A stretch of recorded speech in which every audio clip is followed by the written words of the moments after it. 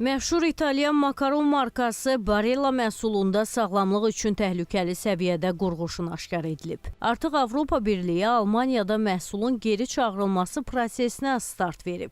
Belə ki, 500 qramlıq paketlərdə satılan və 1 mart 2026-cı il tarixinə qədər istifadə müddəti olan partiyalar riskli hesab edildiyi üçün mağazalarda, rəflərdən yığılır. Ölkəmizdə də həmin markaya aid makaronlar satışda var. Barilla makaronun haqqında, yəni ki, bizə heç bir məlumat verilməyib. Əgər tərkibində nəsə aşkar olunsa, bizə xəbər olunsa, biz onu satışdan dərhal çıxardacağıq. Hələ ki, satışda var. Hələ ki, satışda var.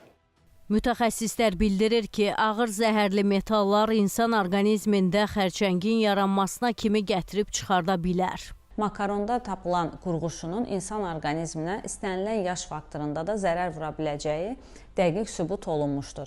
Xüsusilə tərkibində qurğuşun olan makaronların və digər qidaların mütəmadi olaraq qəbul olunması, daxili orqanların zədələnməsi və funksiyasının pozulması ilə nəticələnir. Uşaqlarda əqli cəhətdən gerilik, sinir sisteminin pozulması, yaddaşsızlıq, yorğunluq, mərkəzi sinir sisteminin funksiyasının pozulması ilə özünü göstərsə də, böyüklərdə daha çox baş ağrısı, yorğunluq və eyni zamanda da maddələr mübadiləsinin pozulmasına gətirib çıxara bilər. Qurğuşun kimi, civə kimi bu ağır metallardan ümumiyyətlə dərman əlavələrində bəzən istifadə olunur. Əvvəllər hal-hazırda onlar reyestrdən çıxarılıb. Ona görə də ağır metal duzları ilə zəngin olan dərmanların, müxtəlif qida maddələrinin, meyvələrin və s. istifadəsi qəti məqsədə uyğun deyil. Genlərlə hüceyrələr arasında siqnal intensivliyinin, siqnal uyğunluğunun itməsinə gətirib çıxarır və autoimmun xəstəliklərin, xərçəngin, müxtəlif iltihabi xəstəliklərin, xronik iltihabın